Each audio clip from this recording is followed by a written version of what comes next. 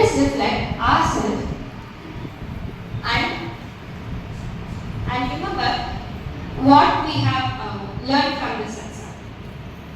Thank you for your presence, your participation and your contributions. Thank you.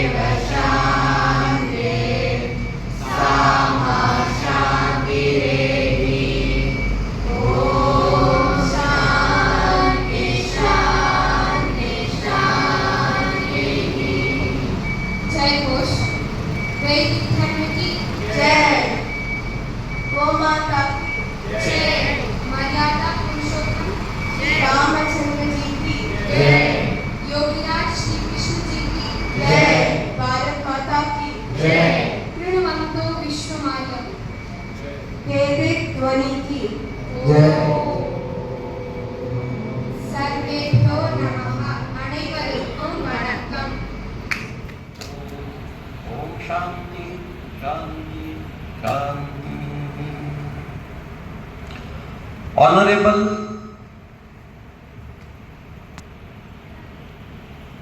Parmila ji Gohar, Vijay Gohar ji, Aryanand ji, members, the principal, teachers, parents and dear students.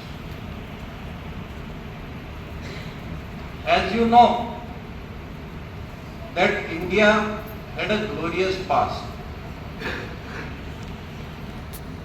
and a lot of people try to diminish that India had a glorious past, and many of them say India does not have history beyond 200-300 years.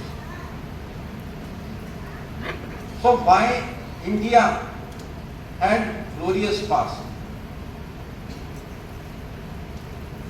And we have a proof, we have evidence. It is said that etadesha prasutasya sakashat agra janmanah swam swam charitram prithvyam sarvamana. The meaning of this is the country which has produced so many stalwarts, so many visionaries, so many great personalities which had contributed to the society and this country. And today I am going to talk about one personality, and not about the personality as such, but some great thoughts and books, and I will take one shloka out of it and we will discuss it. And name of the personality is Arya Chanakya. So about 2300 years back, India had produced Etadesha Prasutasya, one great personality, Arya Chanakya. So who was he? Why do we call him a great personality? Because he was not only philosopher, social reformer, he was a scholar, and above all, he was a Prime Minister of Akhanda Bharat. Very few people might know and he was Prime Minister of Akhanda Bharat for 24 years. And during these 24 years, no country in the world could invade India. So such a wisdom he had, and he ran our country. So he had written many books, and one of them is Chanakya Niti. So Chanakya is a name, and Niti. So exact meaning of Niti would be taken as in English as a policy or a strategy. Because strategy word in the management language only came into existence during the Second World War in the US military. However, our stalwarts, our sages and our great personalities had already defined it.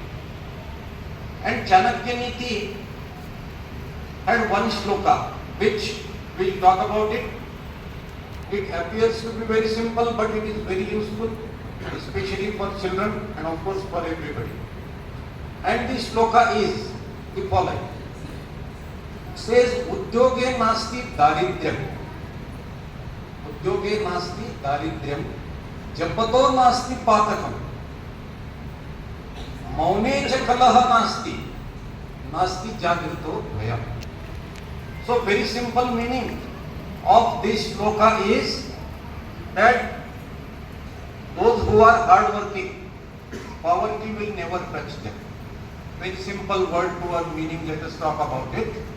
And then we will deep dive it what Arya Chanakya wants to give a message. So those who work hard, poverty will not touch them. Secondly, those who pray God, Japato nasti patakam, they will never commit sin. They will not do any wrong thing. Maune cha kalaha nasti. If you remain silent, then there will not be fight. And the fourth part of it is nasti jagruto bhayam, which means suppose you are awakened or those who are awake, there will not be bhayam. They will be fearless. So this is a very simple 4-line, or it's in fact 2 lines shloka, but it has a very deep meaning. Let's talk about one by one. First is Udyoge nasti daridryam. So as we know, what is hard work? Teachers are always teaching the students that you should work hard. Parents are talking about it. In sports, the coaches are talking about it. Everybody says, work hard. So it is said, somebody said, that hard work has no substitute. And all of us agree with that. Secondly, hard work beats the talent if talent doesn't work hard. So only talent is not going to help. One has to definitely work very hard. And somebody also said, work silently and your success be your noise. Show in your action what you are, don't utter the words about. And our great president APJ Abdul Kalam had said once that hard work is the best medicine for the disease of failure. So it is all said about hard work.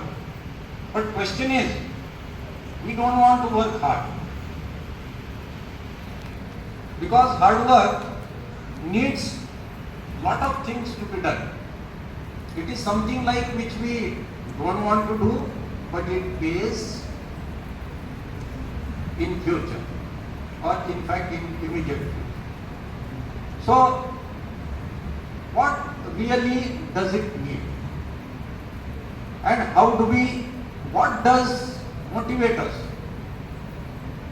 What does inspire me or anybody to do a hard work? So, just like that, we can't say you work hard. We cannot tell students you work hard. Of course, we have to tell him, or you may be telling him or her that you will get good marks. This is a short-term thing. So there are three things for the hard work. One should remember. One is the motivation. So how do we motivate the children, or as a matter of fact any human being? And the motivation can come only when we read the biographies of great persons or personalities. If we read biography of Netaji Subhash Chandra Bose, we will inspire and develop a patriotism. If we read the biography of Maharishi Dayananda, then we will be inspired for the knowledge of Vedas and spirituality. And so on and so forth. Somebody reads biography of Isaac Newton or Galileo, one may be inspired or motivated to become a scientist. That's why the motivation plays an important role, and this is the way to get ourselves inspired. The second thing is about the vision. Always we should have a target. Without the laksha or target, the inspiration will have no meaning. Inspiration can be developed, motivation can be developed for hard work. But then one should have always a target. So students can think of, what do I do after next 3 years, 5 years, 10 years, 15 years, 20 years. What do I want to become? So that is setting up a target. The third thing is about the plan. We have the motivation, we have the vision, and we have the plan. So these things really would inspire us to work very hard. And what hard work needs is three things. One, it needs a concentration, it needs a mind stability, and it also needs a physical stability. So what is, how do we bring mind stability and concentration? So the best way is yoga. So yoga will bring you great concentration and mind stability. Because yoga says, Patanjali Maharaj says, Rishi Patanjali, that yoga's chitta vritti nirodha, which means our mind, whatever subjects which are coming in our mind, they should be removed, and the mind can become stable. One can concentrate on whatever work we do. If you practice, of course, one of the biggest misconceptions is that asanas means yoga. It is not. So yoga has 8 steps. Of course, it is not today's subject. Unless both the things synchronize together, there will not be concentration and balance. And therefore, somebody works hard. Udyoge nasti daridryam. So it is not only the poverty of wealth, but it is also poverty of wisdom. So wisdom and wealth, if they go together, Arya Chanakya says that if you work hard in a manner what is described, you will never be poor. So this is the first part of the shloka. Second is japato nasti patakam. So what does it mean? So if we only do not do japa, Om Japa or Gayatri mantra, or we have chanted so many mantras,